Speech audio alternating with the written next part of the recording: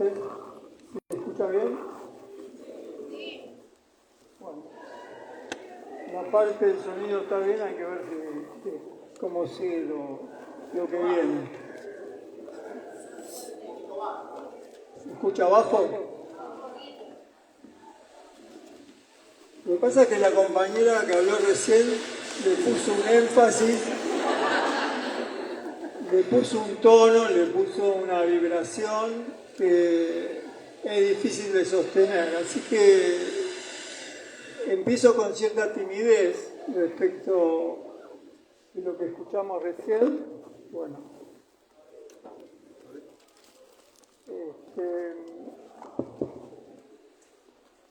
Bueno, yo voy a dar una clase, con un tema que creo que, o con una serie de temas que creo que pueden acompañar este momento. El título es Antorchas y toda la clase va a pensar el problema de la antorcha, el problema del fuego, el problema del calor y también el problema del hielo. Porque creo que la idea de la sociedad del hielo es una de las cuestiones que tenemos que pensar.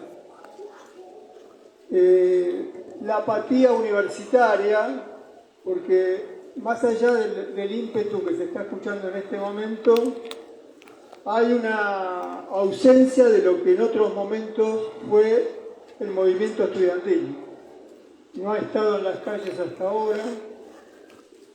Y me parece que esa ausencia del movimiento estudiantil tiene que ver con lo que yo quiero plantear como el problema de la falta de una antorcha. Bueno, si les parece, comienzo.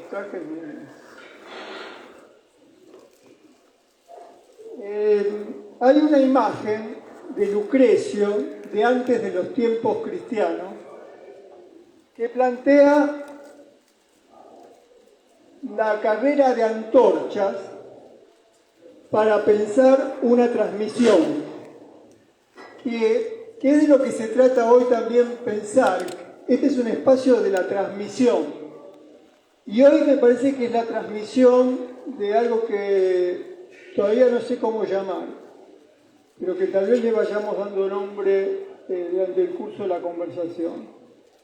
La imagen de Lucrecio dice: unas vidas crecen, otras se agotan, y en poco tiempo se suceden las generaciones que se pasan como corredores la antorcha de la vida.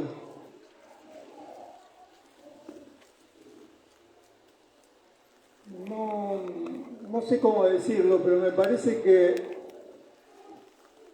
hoy salimos de las aulas para pensar cómo encender una antorcha de la vida, pero también para pensar cuál es la memoria de esa antorcha, cuáles son las memorias.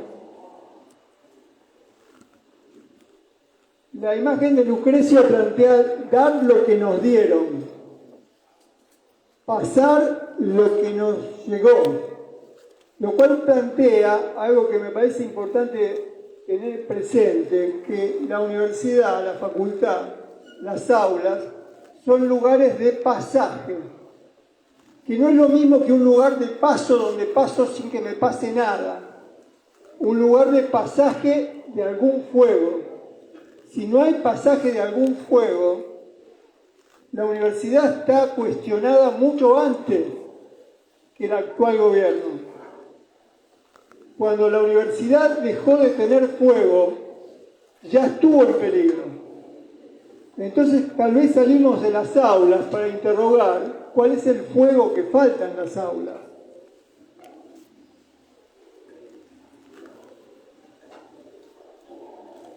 Bueno, pasar de mano en mano, no habría que pensarlo como un acto mecánico. Como vieron la idea de pase de mano, que se usa para la idea del negocio, del robo. no se trata de pasar una cosa, un dato, una información, sino de transmitir alguna emoción. Yo creo que esto es lo que tiene que interpelar en las aulas. Si en las aulas quedamos confinados al dato, a la información, a la lectura desapasionada,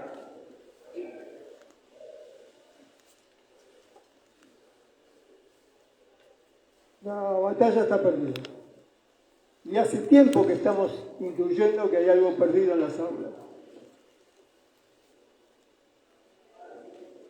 Ahora, ¿cómo se transmite una emoción?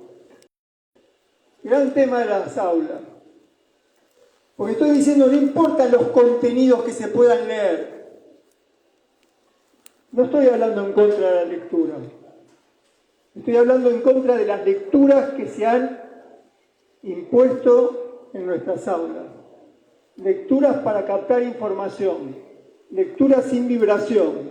Lecturas que no te calientan. Y de eso vamos a hablar después.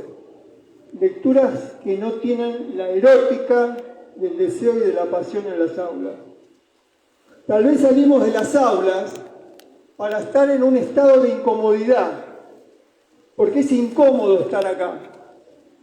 Pero tal vez los cuerpos necesitan cierta incomodidad para encenderse.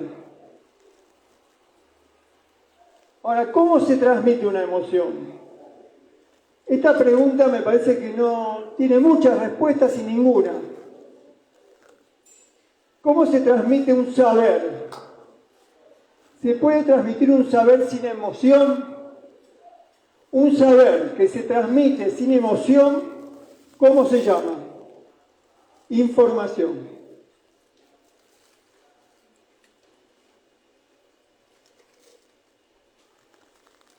Pensamos la vida como una antorcha encendida. En eso consiste esta reunión.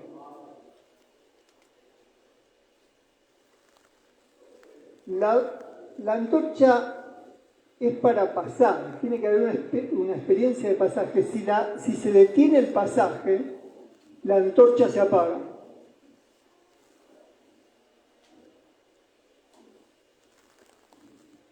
Y esta es la proposición que quiero plantear. Las aulas desapasionadas hielan el fuego. El gran desafío es cómo reponer la pasión en las aulas. Hielan la vida. En ese sentido, ¿vieron que hay una expresión que es romper el hielo? Que es la expresión que se usa para la desinhibición, para salir de la timidez, también para salir de ese estado de inmovilidad, que no es solo de los cuerpos, es del pensamiento. Tal vez salimos de las aulas para romper el hielo. Y quiero compartir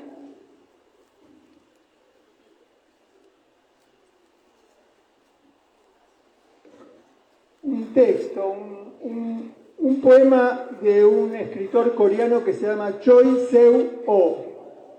Es difícil pronunciar lo coreano.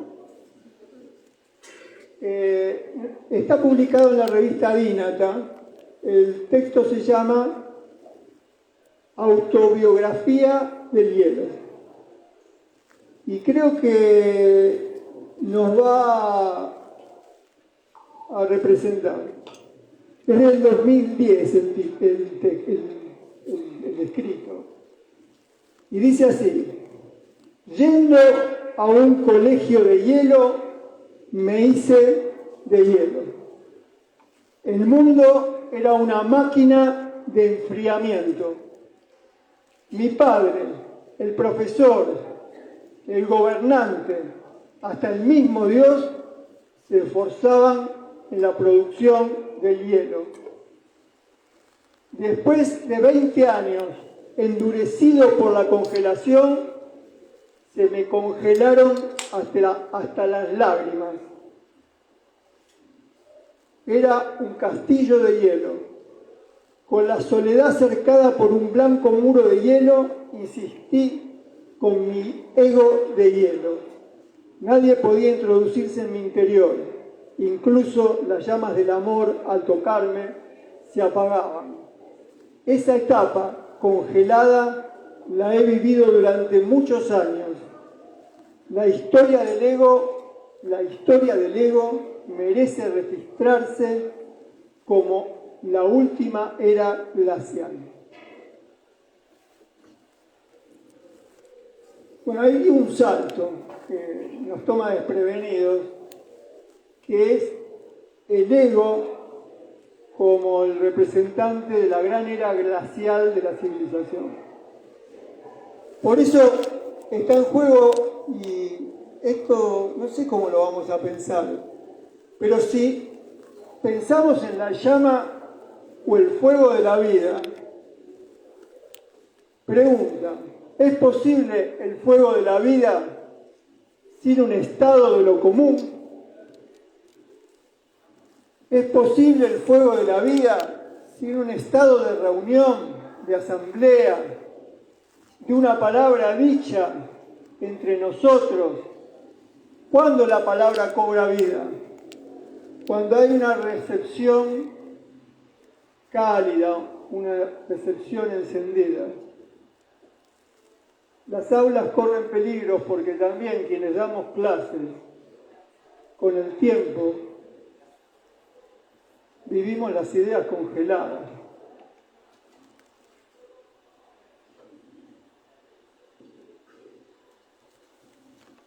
En la última clase planteamos la relación con la cita. Decíamos que toda cita es una cita de amor. La cita con el pensamiento, si no es una cita de amor, una erótica, alegre, si no es una cita en esas condiciones, no hay fuego. Voy a traer otra cita. Ya traje la cita del infierno, no del infierno, autobiografía del hielo. Tal vez el infierno en las aulas es esa especie de hielo, es el congelamiento. Por eso tal vez plantear la erótica. ¿Por qué no hablamos de la erótica en las aulas?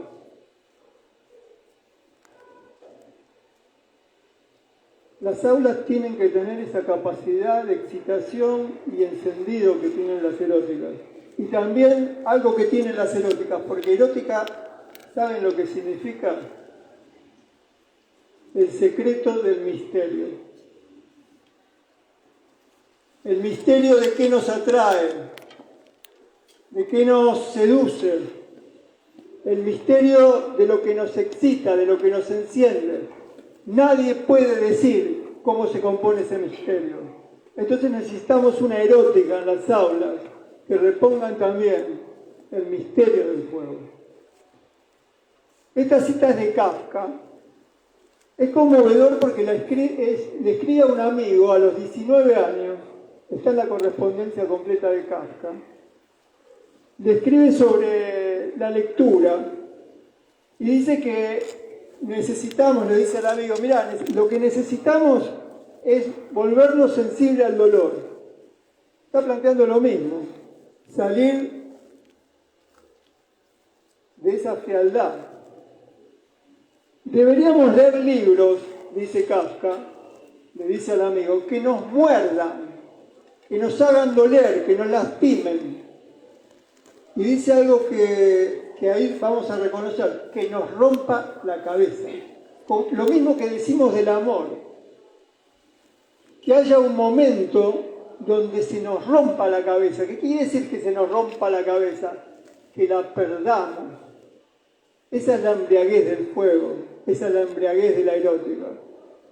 Libros que nos muerdan y nos lastimen. Se preguntan, ¿para qué? Se pregunta Kafka, ¿para qué? 19 años, ¿para qué leer si lo que leemos no nos rompe la cabeza?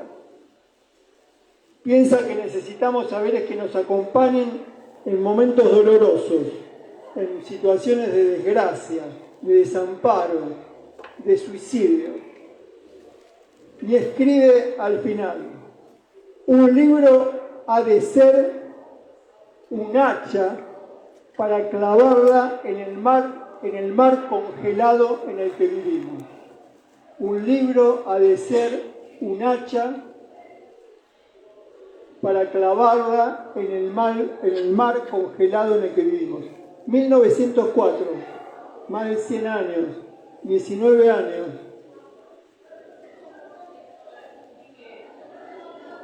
El mar congelado en el que vivimos ha sido una amenaza de la civilización siempre. Tal vez estamos cargando las tintas sobre nuestras aulas, pero nuestras aulas son una memoria de una civilización que cada tanto se enfría. Y fue lo más optimista que puedo pensar en este momento: el cada tanto se enfría.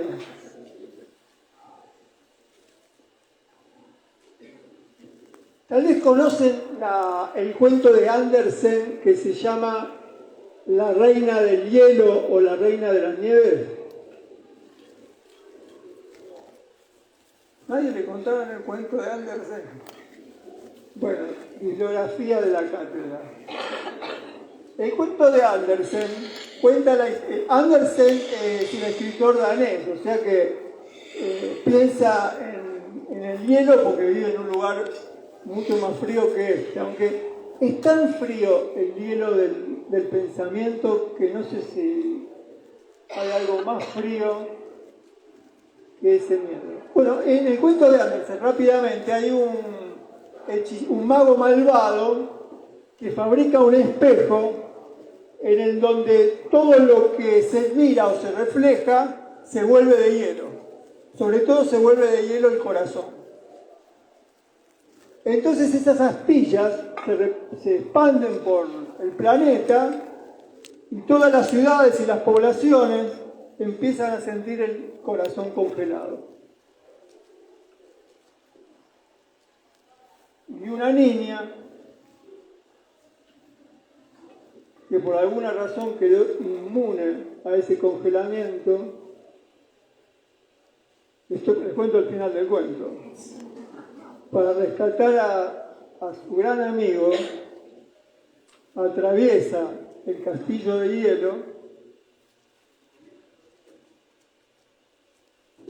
y ante la sensación de que no puede vencer ese hechizo, con sus lágrimas comienza a derretir el hechizo.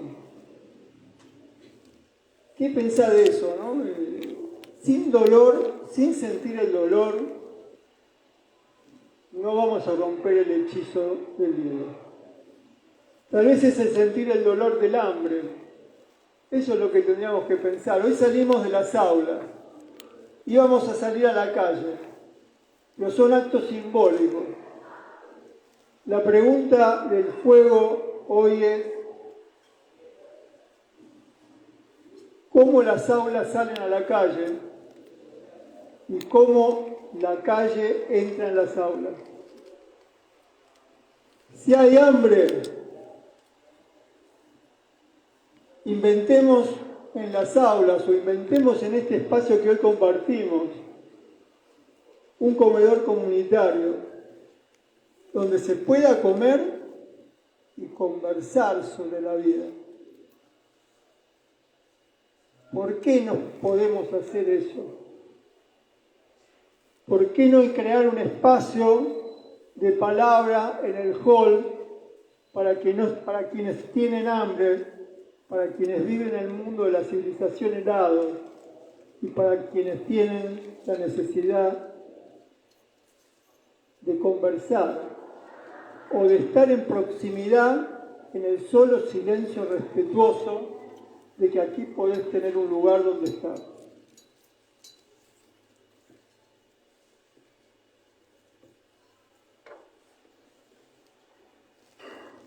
Se criticó violentamente al radicalismo de estos días,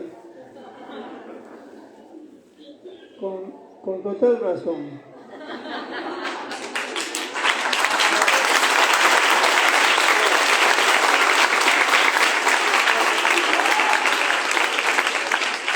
Pero tenemos que decir que el fuego que la antorcha de la vida universitaria se inició con la reforma de 1918 en Córdoba y que esa reforma es leyenda en toda América Latina y que esa reforma creó las condiciones por las que estamos luchando hoy de sostener una universidad libre, sin aranceles, con autonomía, donde no pueda entrar la policía ni ningún otro poder y donde estudiantes tengan el derecho a darse un autogobierno. Esa leyenda en la reforma del 18. El manifiesto de esa gran leyenda se llama manifiesto liminar. Liminar, manifiesto en el límite de un mundo que se terminaba y un mundo que comenzaba, en el límite del final del colonialismo y el dominio de la Iglesia en la educación y el comienzo de un mundo no disciplinado por el mando de una autoridad. Les voy a leer un solo fragmento del manifiesto, que después se supo que lo escribió Deodoro Roca, y también se supo que Ernesto Guevara estudió con los libros de la biblioteca de Deodoro Roca en sus años de formación. Y Deodoro Roca, radical, del 18, nos trae ese fuego que van a ver aquí.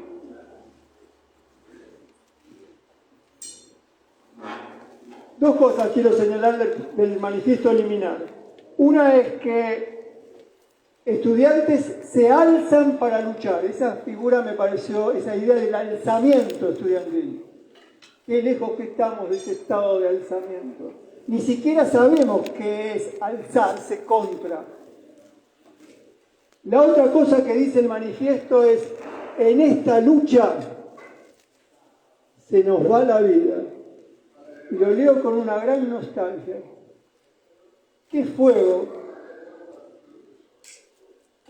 se necesita para decir que en una lucha se nos va la vida?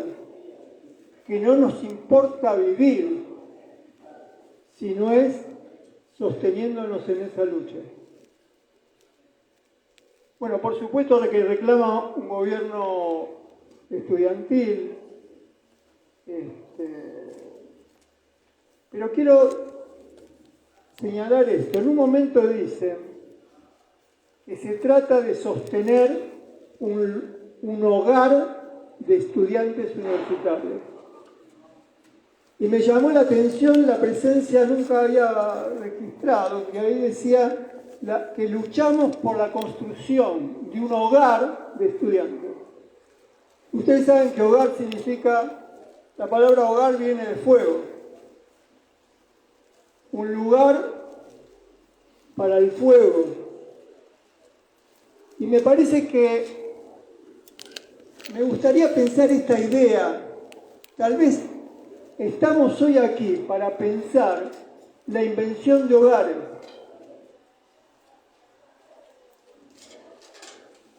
La invención de un hogar para la lengua. La invención de un hogar de palabras encendidas, de palabras que tengan vida, no de palabras codificadas como el DSM o las currículas de muchas de nuestras cátedras. Un hogar de palabras, pero no de cualquier palabra, no solo palabras no codificadas o no codificables, sino un hogar de palabras insumisas, no un hogar de palabras indolentes, un hogar de palabras dolidas, incluso angustiadas, porque creo que no estamos aquí sin angustia. Esta es una intervención angustiada. No, dije incómoda antes, no quiero hablar mal del encuentro, pero es una relación incómoda, angustiada, dolida. Nos duele lo que está pasando. Y nos duele no saber cómo pensar lo que está pasando. Nos duele haber olvidado cómo pensar. Por eso,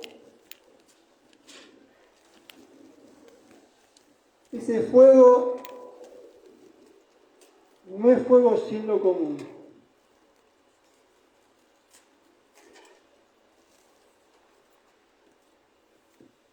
Bueno, hablé de la reforma del 18, del poema La autobiografía del hielo. Mandé a leer el cuento de Andersen, lindo cuento para leer a la noche. Ahí hay un problema de género, no lo conté bien porque la reina del hielo finalmente es mala, es una mujer fría. Y me parece que, bueno, no nos convenía esa imagen. Preferí plantear el mago malvado.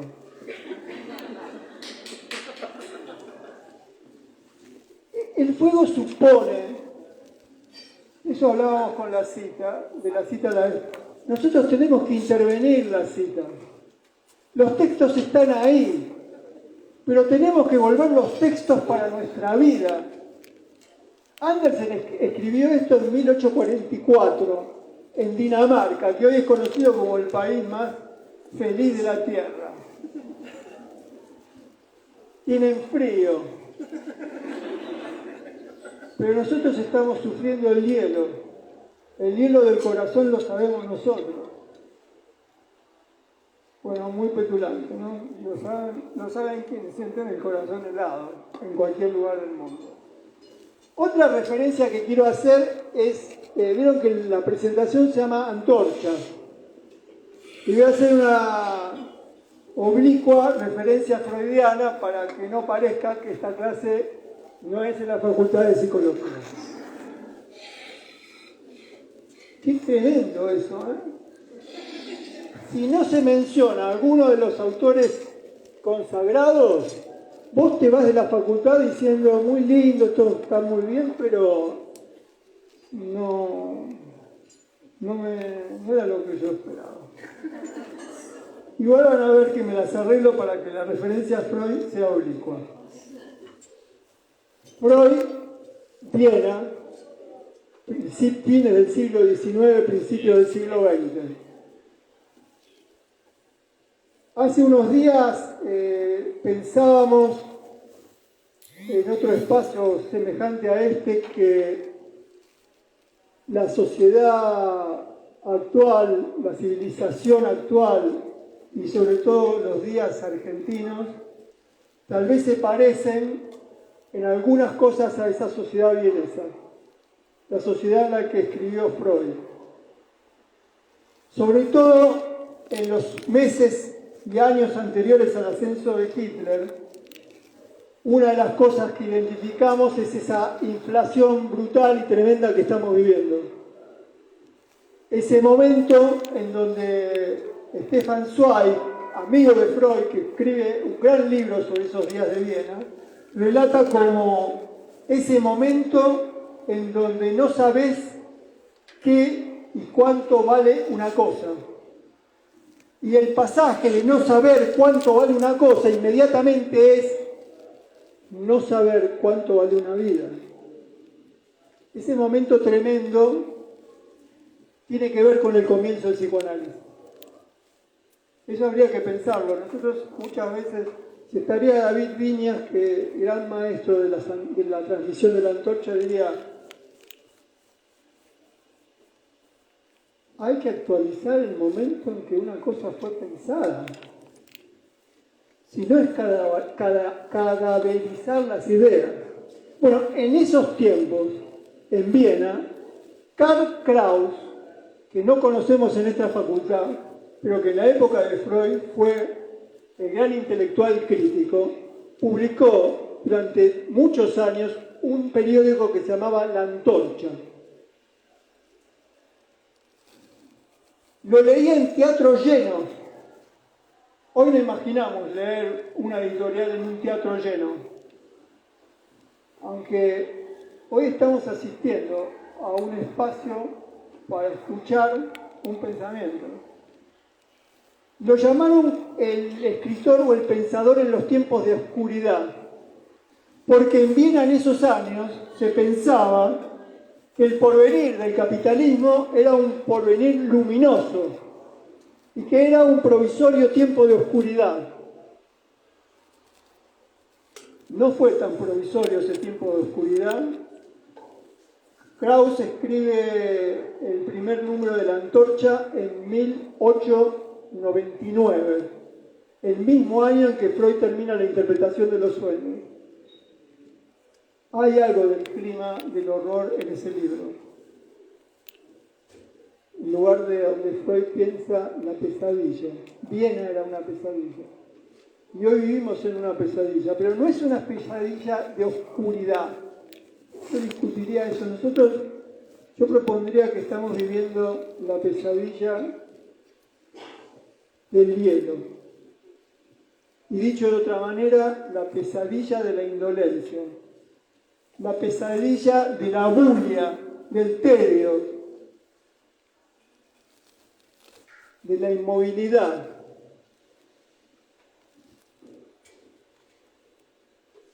Bueno, Karl Kraus, La Antorcha.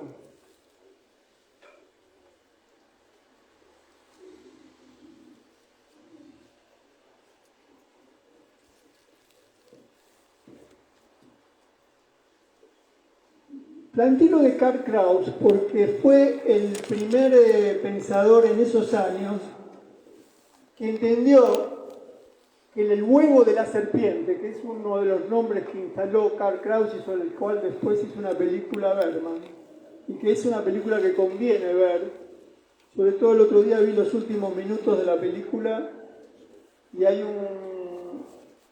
una intervención donde dice: en momentos de abulia no puede haber un alzamiento revolucionario.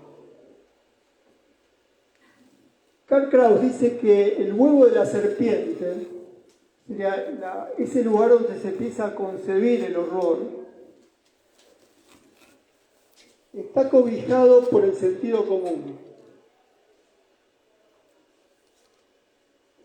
Hoy el sentido común nos inmoviliza. El sentido común es siempre, como decía Nicolás Casullo, es el pensamiento de las derechas, que nos presentan una explicación de lo que nos está pasando. Una intervención del sentido común constante que yo creo que quienes estamos aquí vamos a identificar, y además porque la encarnamos, es la expresión "no hay otra".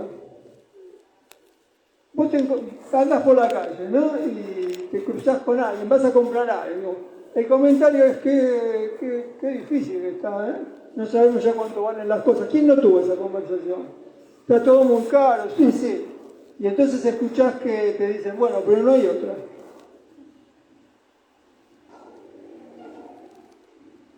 El no hay otra.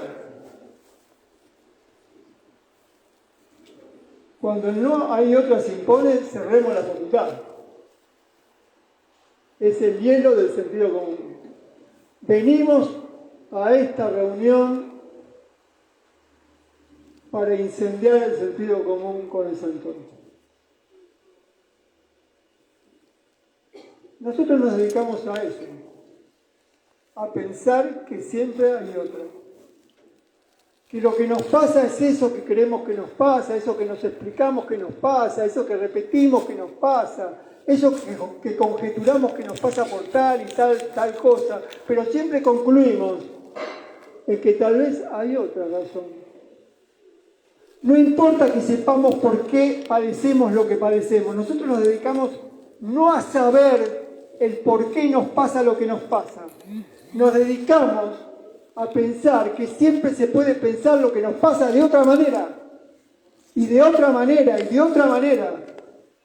No congelar en una explicación, en una interpretación, en una conjetura, en la aplicación de una fórmula. Así como no importa lo que estamos transmitiendo, si no importa transmitir una emoción en la clínica, no importa resolver nada, si no importa sostener el intento de pensar una y otra vez lo que nos pasa, más allá de que lo entendamos o no. Mientras tanto, la intención del deseo de saber es el fuego de la crítica. Deseo saber algo que no alcanzo a saber. Por eso la seguimos la próxima, y la próxima, y la próxima.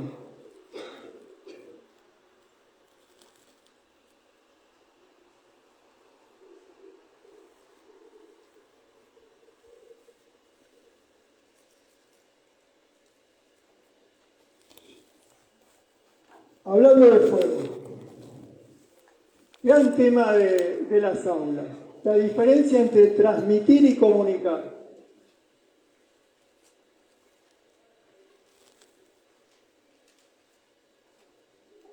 Pensamos que tiene que ser distinto.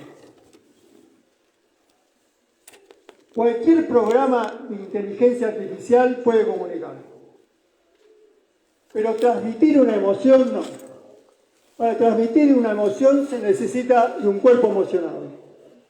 Para transmitir una emoción se necesita de una voz que tiemble. Para transmitir una emoción se necesita sentir el dolor del mundo. Sentir ese insoportable dolor del mundo. Por eso, para transmitir una emoción, transmitir ese dolor, se necesita un espacio de recepción. Se necesita la calidez de una recepción que acompañe ese dolor.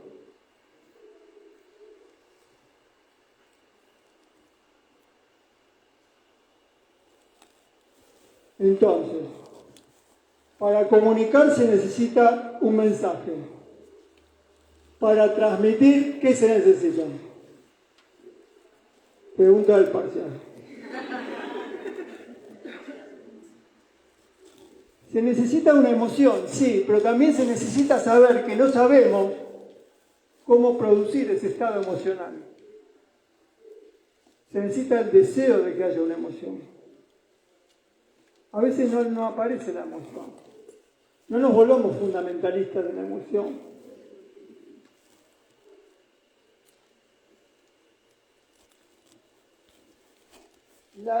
La distinción entre comunicar y transmitir igual no alcanza a decir que esta transmisión supone una emoción.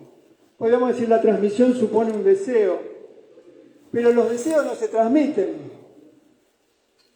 Se puede transmitir una pasión si no hay una recepción apasionada. No se transmite ninguna pasión. ¿Deseos se dan? No, tampoco. Deseos, emociones, entusiasmos no se dan.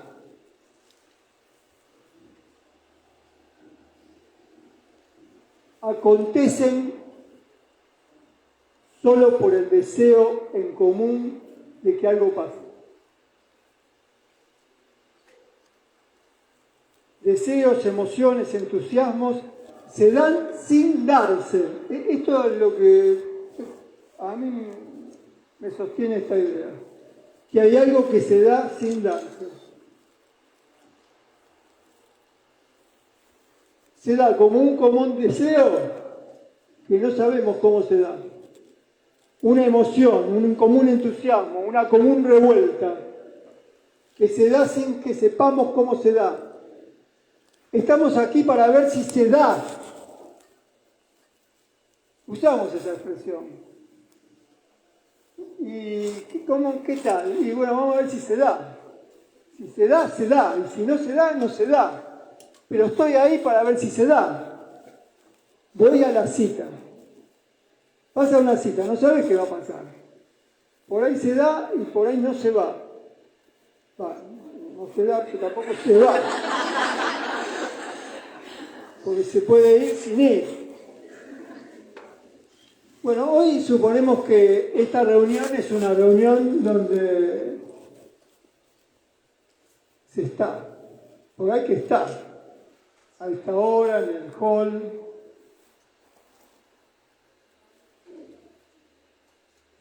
Qué fortuna poder tener un encuentro como este. tener, no sé si estamos pensando algo, pero la ilusión de que vamos a pensar algo, la promesa de que este es un encuentro para pensar, la idea de que pueda haber una antorcha y que pueda haber una transmisión del fuego de la vida y que por un momento tenemos la ilusión de que algo tenemos que ver con eso.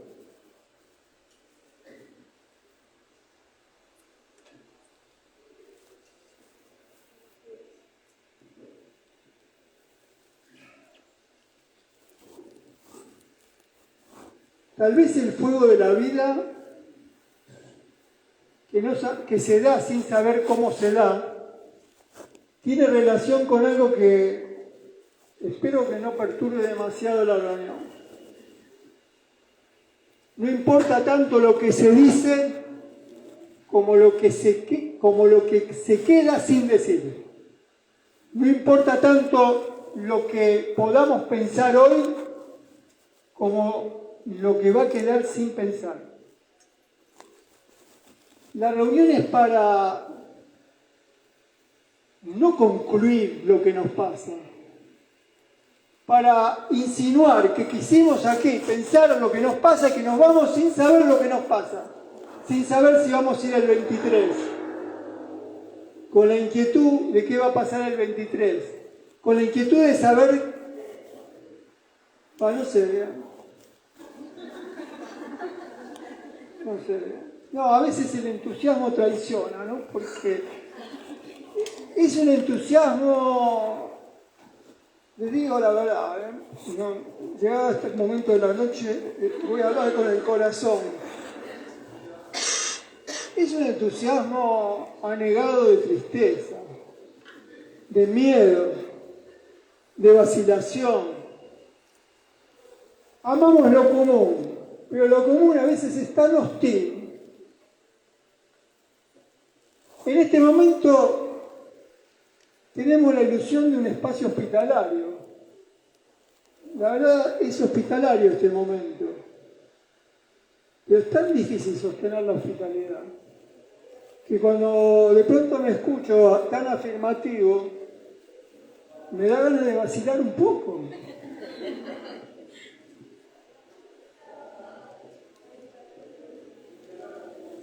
¿Qué hora es?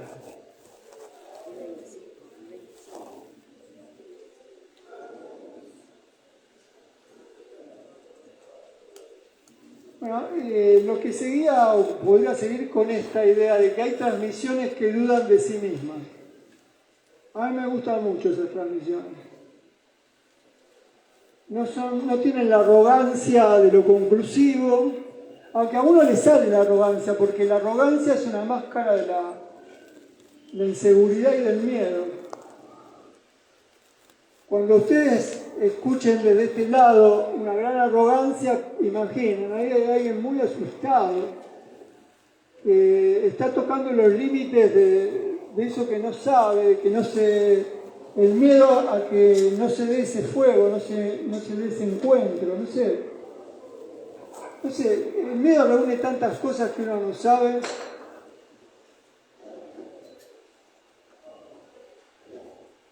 Hay transmisiones resentidas. ¿Tuvieron la experiencia de esas transmisiones?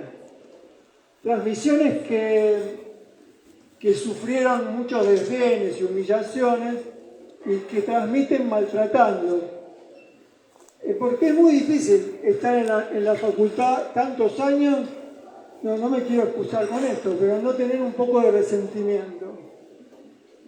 No haber sufrido humillaciones, desdenes, desprecios, indiferencias, malos tratos, frustraciones. Entonces es una transmisión resentida. O otra variante peor, la transmisión nostálgica. En otros tiempos el movimiento estudiantil, ya a esta altura, esto es terrible lo que voy a decir, la facultad ya estaría tomada. Estaríamos viviendo acá, no nos iríamos hasta que algo cambie. Bueno, no estoy... sino la nostalgia es un reproche al presente.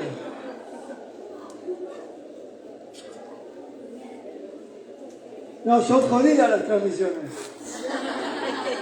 Está la arrogante, está la nostálgica. Están las satisfechas.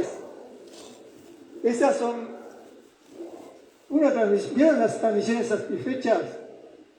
Las que se dejan adular, las que se van contentas con el aplauso, las que cuentan los mismos chistes todos los cuatrimestres, las que leen las mismas citas todos los encuentros, las clases satisfechas. No hay peor que un docente con satisfacciones. No es peor que eso. Es decir, dar clases supone darse a la insatisfacción. Pero vamos a decir algo más.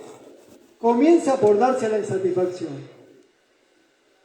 Pero también dar clase y estar en la clase, darnos a la clase, supone también darnos a la incomodidad. Y darnos a la insatisfacción para pasar a darnos a la incomodidad. La vida satisfecha, pasar de la insatisfacción a la incomodidad, de la incomodidad a la molestia. Estoy planteando una progresión de la revuelta. De la satisfacción a la insatisfacción, de la insatisfacción a la incomodidad, de la incomodidad a la molestia, de la molestia a la protesta, de la protesta a la común revuelta. El sentido común de la satisfacción, de la clase lograda, lo que te dijeron, lo que esperabas que te dijeran, lo que quedó ubicado porque cumplió con la expectativa. Esa vida universitaria satisfecha es una vida universitaria con el corazón helado. Como decía Kafka, sin dolor, sin herida, sin molestia, sin protesta, sin una común revuelta, no hay fuego del ánimo.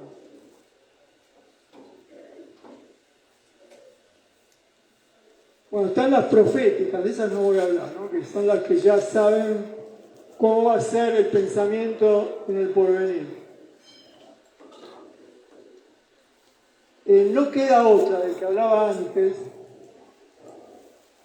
es la clausura del porvenir. El no queda otra es sentenciar un destino. El no queda otra significa condenarnos a un sacrificio. ¿Cómo ha sido posible que el sacrificio se haya vuelto parte del sentido común de esta época? Por eso, al sentido común del sacrificio, vamos a resistirle con el común sentir, para distinguirlo del sentido común, con el común sentir del juego, de la alegría, del erotismo, y también del miedo común, del sentimiento de que vivimos en una común vulnerabilidad. No vinimos aquí para encarnar el imperativo de la fuerza. Aquí reunidos tenemos fuerza. Vinimos aquí, o lo propongo así, para encarnar una común debilidad que potencia una protesta que se sabe vulnerable, que se sabe frágil, que se sabe suave, que se sabe tierna, que se sabe cálida, que se sabe abrazadora, que se sabe con miedo.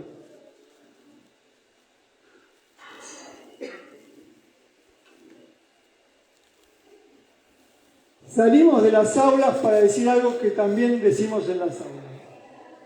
No venimos a la facultad. El tercer piso está en Irigoyen, así que lo digo con más tranquilidad acá y a esta hora. Aunque todo está grabado y hay un 0800 para denunciar adoctrinamiento. Vinimos a la facultad. Miren si esto se viraliza. Vinimos a la facultad no para aprender. Lo dije. Venimos a la facultad para desaprender el sentido común.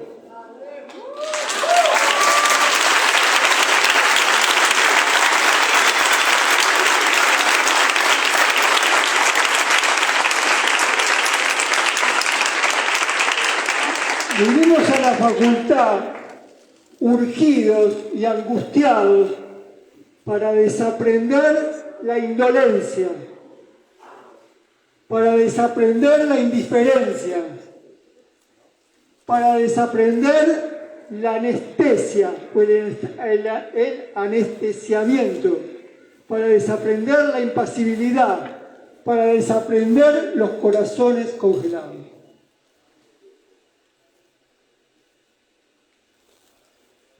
Para desaprender la crueldad, para desaprender el miedo, para desaprender el miedo a la vulnerabilidad, para desaprender las aulas que no salen a la calle, para desaprender las aulas que no dejan entrar a la calle en sus reuniones, para desaprender los cuerpos helados en la silla. Salimos de las aulas para movilizar temblores. Salimos de las aulas para decir la necesidad del erotismo en las aulas, la necesidad de voces encendidas, de pasiones excitadas, de corazones agitados, del deseo de concurrir a una cita.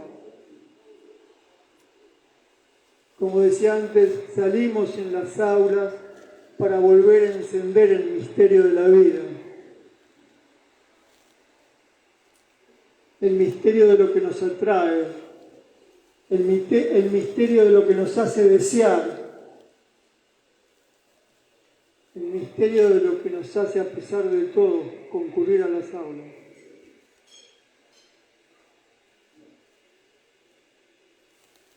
A esta altura se dieron cuenta que la erótica en las aulas no se reduce a una física de la sexualidad, no excluye la física de la sexualidad. Pero la erótica en las aulas es la erótica de la cita, la erótica de leer a Kafka, la erótica, y digo Kafka porque voy a hacer el chiste que hago siempre. Yo también hago el chiste de siempre.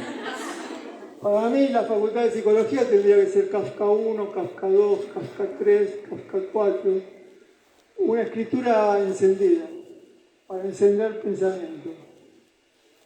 Algún cuatrimestre lo hago con Kafka, otro lo hago con Puig. Lo hago generalmente con las lecturas que amamos, las lecturas que nos acompañan. Hay un tema del erotismo que quiero plantear. A veces el erotismo no solo se confunde solo con la física de la sexualidad, sino compromete o se consuma como un abuso de poder, como escándalo, como romanticismo exacerbado, o como la vieja tradición socrática. Tenemos que pensar cómo jugar la erótica en las aulas. El riesgo liminar, para usar la expresión de la Reforma, es el abuso de poder.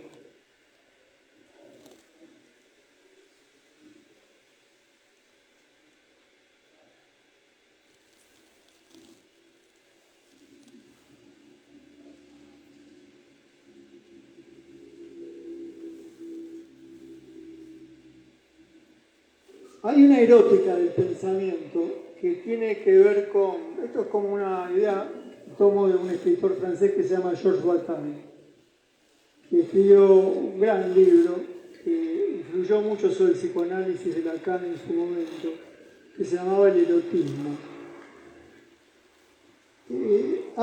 Vieron que yo dije, el encuentro tiene sentido por lo que se queda sin decir. Bataille plantea eso, que el erotismo tiene relación con lo que se queda sin satisfacer, con lo que invita, con lo que promete la satisfacción. El erotismo es lo otro de la satisfacción, es el encendido que no termina, es el encendido sin fin, es la producción de una imaginación que no cesa. En la clínica hay un erotismo que tiene relación con el pensar, que yo lo pienso así.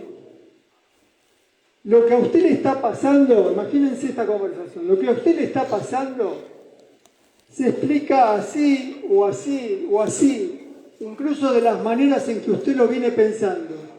Pero esas explicaciones al cabo no nos satisfacen.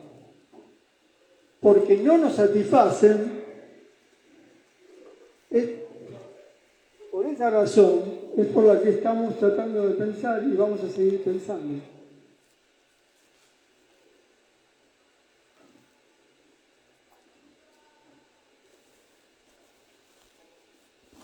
¿Vieron que dije erotismo, misterio? Hay clínica cuando podemos introducir, no sé si es la mejor palabra, porque estamos hablando de erotismo, cuando podemos alojar o habitar en la clínica la íntima seducción de lo inexplicable. Mientras haya algo inexplicable, va a haber clínica. Mientras haya algo sin saber, va a haber universidad.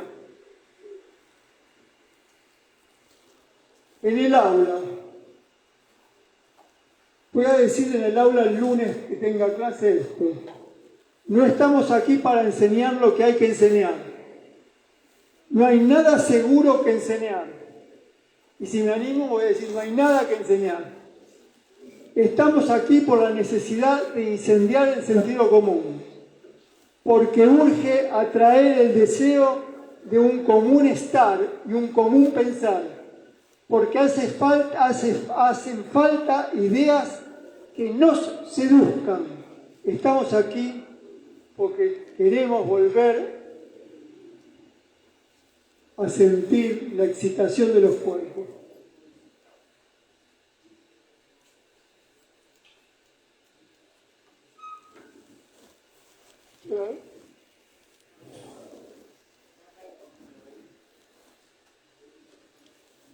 Otra distinción que hacemos en las aulas siempre es, dije, comunicar y transmitir, y otra es enseñar y transmitir.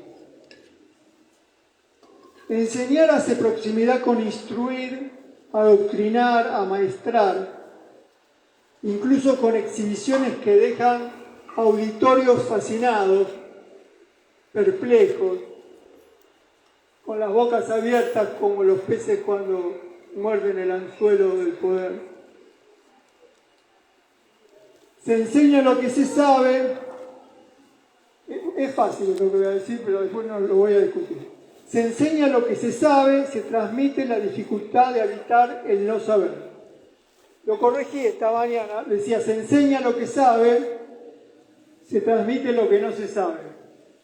Me parecía que era muy eslogan para la comunidad progresista universitaria, ¿no? Pero igual no cierra, puse, se transmite la dificultad de habitar lo que no se sabe. Está un poco mejor. Se enseña una fórmula, un conocimiento, un dato que se debe memorizar. Se transmite un deseo. Se transmiten afectos antes que contenidos. Se transmiten pasiones antes que doctrinas.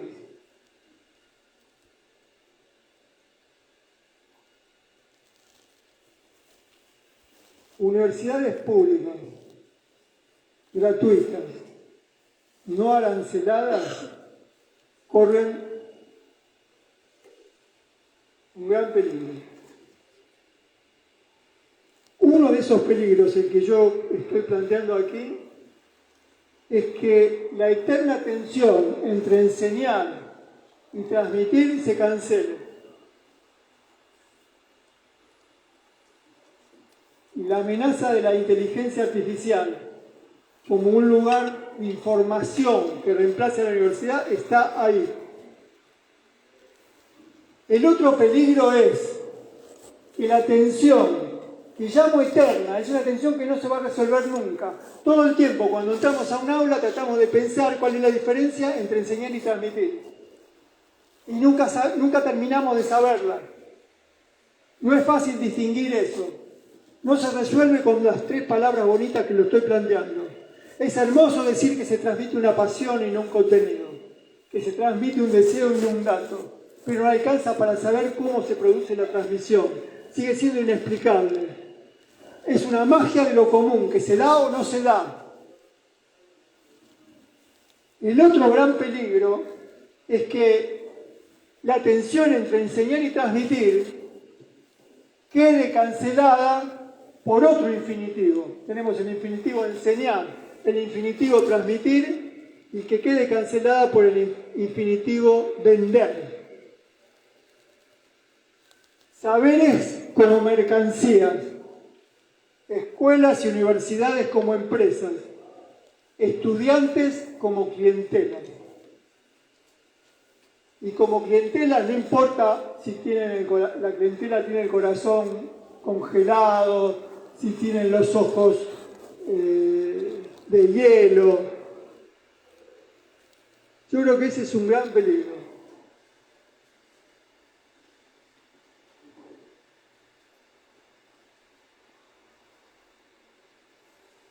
A veces pensé, por ahí hay que decir que la transmisión es lo que se describe como descarga eléctrica. ¿Cómo sería una descarga eléctrica en las aulas? Algo que te estremezca, que te haga temblar, que te dé miedo, que recorra el cuerpo.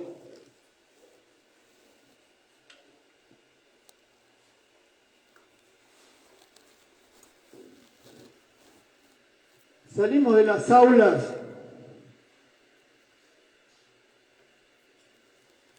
para inventar una lengua. Antes dije una lengua insumisa. Voy a agregar una lengua inapropiada. Inapropiable. Una lengua sobre la que nadie tenga propiedad. Salimos de las clases para inventar el hogar de una lengua de lo común inapropiado. Esa es una gran palabra, lo inapropiado. ¿Vieron que no es inapropiado que digas eso? Es inapropiado que te vistas así. Vamos a sostener lo inapropiado como el deseo de aquello de lo cual nadie se va a apropiar.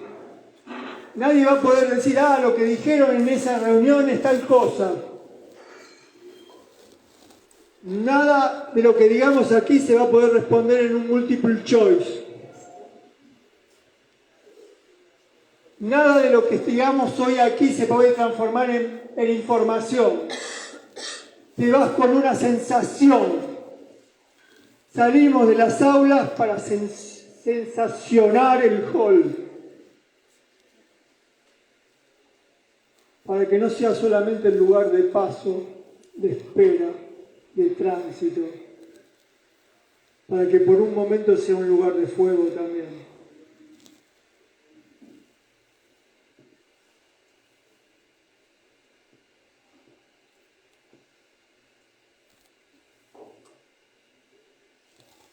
Bueno, voy terminando con dos regalos. Necesitamos, aunque no te puedes llevar nada de un encuentro como este, tenemos que tener la ilusión de llevarnos algo. La ilusión, la promesa, te vas a llevar algo.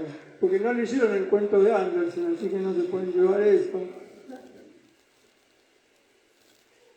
Hay una película de Tarkovsky, un director ruso, la película de 1986 que se llama Sacrificio.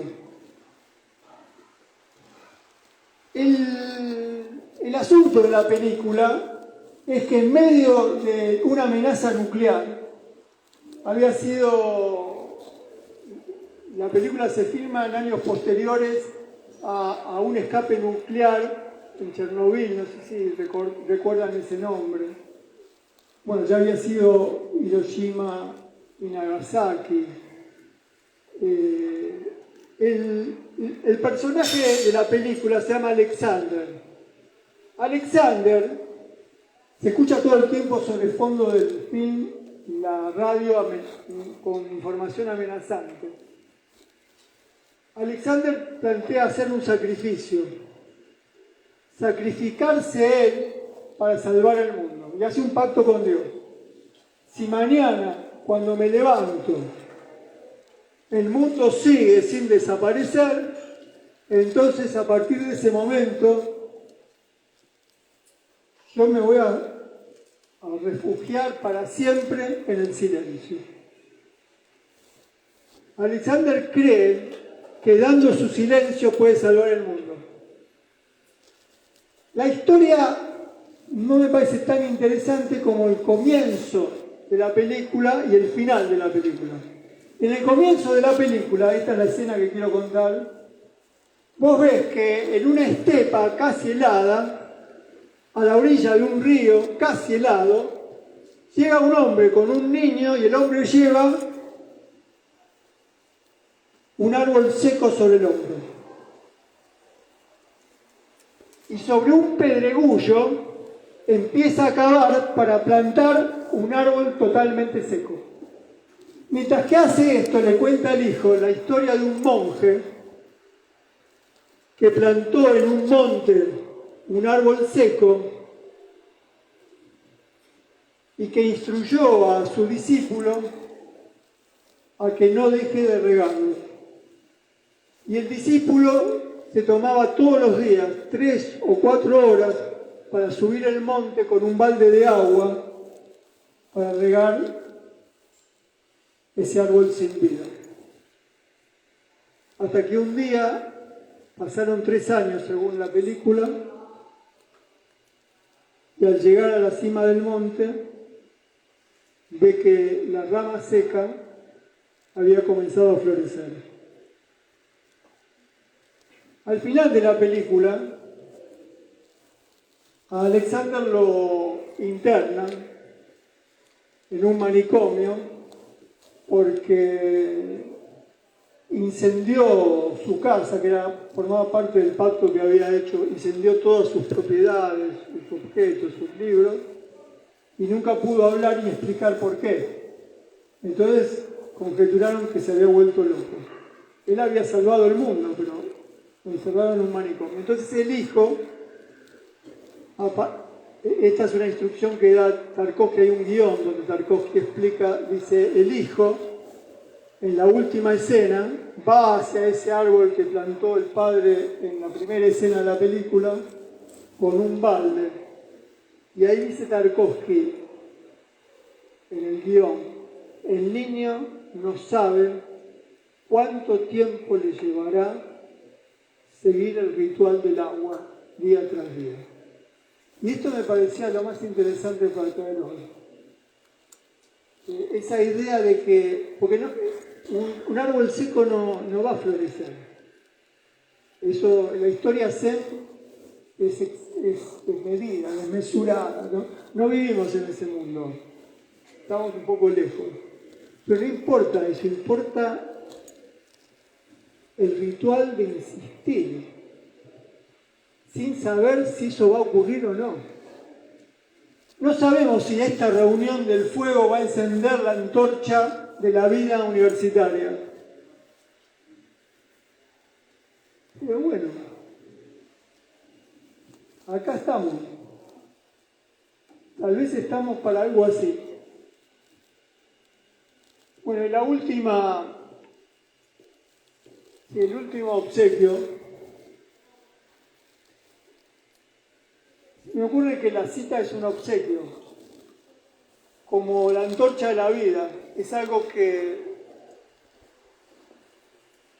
porque son cosas que leyó, escuchó y que trae a esta reunión para poder sentir de nuevo con quienes estamos aquí lo que alguna vez se sintió como emoción. Hay un libro de Borges y Bioy, que no son como las referencias de Adolfo Bioy Casares y Borges de la revuelta estudiantil, precisamente. Pero bueno, eso no nos preocupa. Que se llama El libro del cielo y del infierno. Y toman un relato del 1600, un relato de la misma época en que se escribió el Quijote. Y dicen que en el relato hay un obispo que va con todos sus soldados, su corte de defensa. Los obispos estaban muy militarizados. Por un camino va el obispo con su corte y encuentran en el camino a una vieja mujer con una antorcha en la mano. Bueno,